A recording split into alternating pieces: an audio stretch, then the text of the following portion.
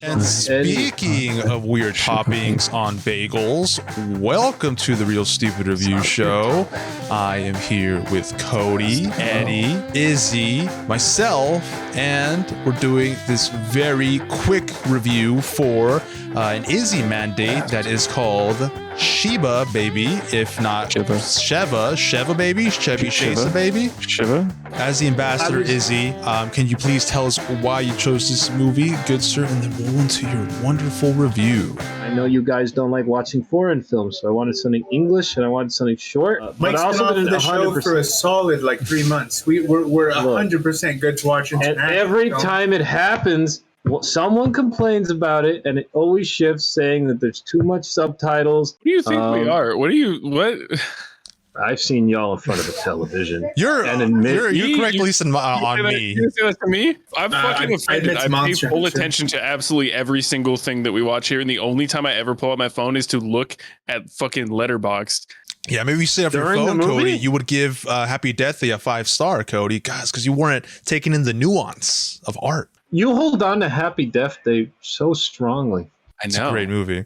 I stand by the director. I don't know about the writer. I stand by the director. Freaky, great movie. All right, please proceed. I kept seeing this on a lot of lists, and I was like, okay, sure. I'm down. I had a blast watching this, It's one of my favorite little I guess genres to watch. People in normal situations where it's getting so fucking over the top and something as simple as eating food or just doing something normal becomes incredibly horrendous. And I love when people can make you feel that way over the most seemingly mundane stuff. I think that's why people the Coen brothers, their movies are really good, and it's always super basic kind of stuff that would sound really, really boring on the surface, but then you watch it and you're like, oh, that was really good. It's just a big fucking whirlwind of these character interactions happening one after another. One moment you're talking to this person, one moment she's face to face with this person or this couple or this or that. All while it's getting increasingly more stressful as her whole mental state is just starting to crumble at the realization of where she is in her life, it got a little stronger for me because I was like, shit, I think she would be she's kind of near my age. She's probably 23, 24, a little around there, doing college stuff and not knowing what the hell what she's doing is even gonna make her anything or get her anything. I was like, dang, that also kind of works as a little horror film for me because that fucking stressed me the hell out. So I had a blast. I was hooked from beginning to end. I'm looking forward to whatever the director makes next. So I'm gonna go ahead and give this a 4 out of 5. This is anxiety on crack in a can, ready for you to get up and go. You want to wake up in the morning. You want to feel your bones literally chill over how anxious you feel about every little decision that you make in your entire life.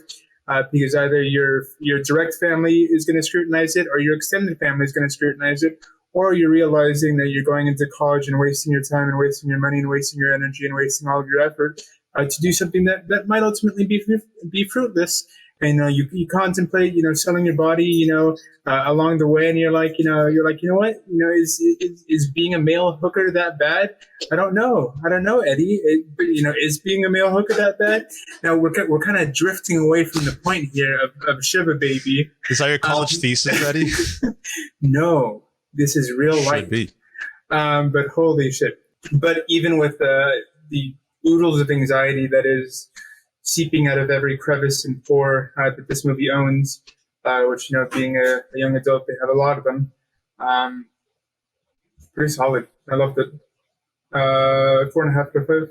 Unfortunately for me, being the third person to review this, one of the film's biggest strengths is its simplicity.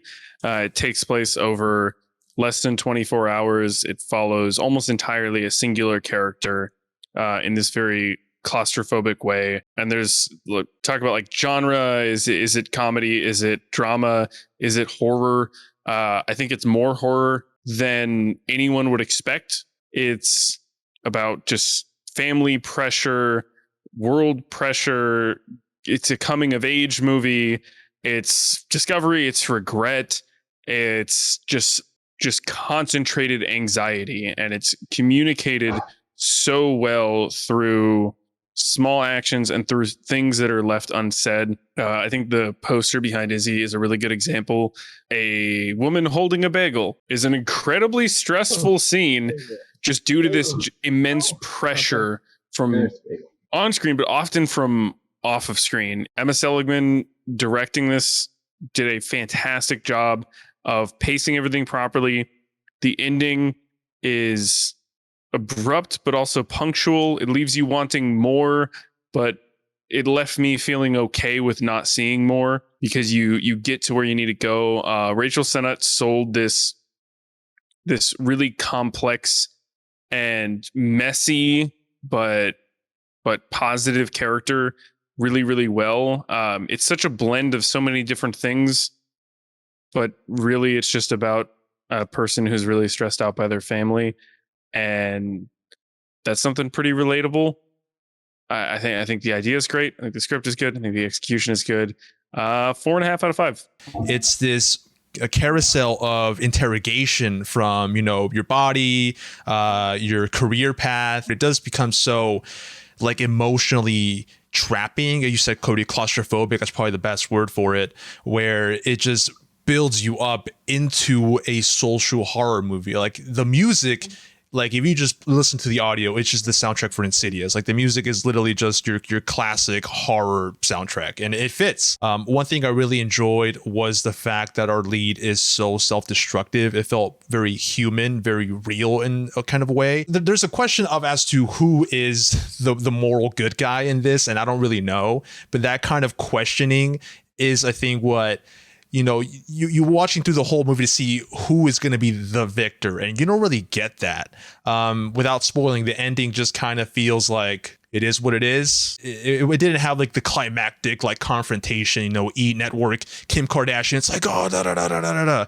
And I thought if it did have that, it might have weakened it. So I'm glad they went the route that they did. Everything that they chose to put together, to piece it together, just fits so perfectly, so oval, so round, like this bagel.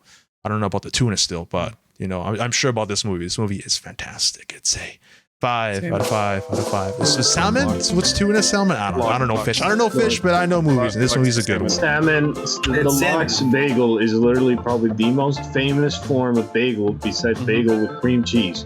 It is like when people think of bagels, and especially New York bagels, they think of the New York Lox. You're the weird one. I'm just saying that right now. Hey, buddy, I've had bagels with raisins at Safeway. I'm cultured. I know what's hip. That's like being confused about putting cheese on a hamburger. All right, y'all. This week we're gonna do a thing that we do every week where we all recommend things, and Izzy's gonna go first because Nick isn't here, and Nick usually goes first, but now Izzy, you don't have a buffer, and as soon as I'm done with this sentence, you have to give your recommendations. Right before I watched Shiva Baby, I watched a horror film titled She Dies Tomorrow, which is on Hulu. But imagine if the feeling of foreboding doom and your demise was the virus.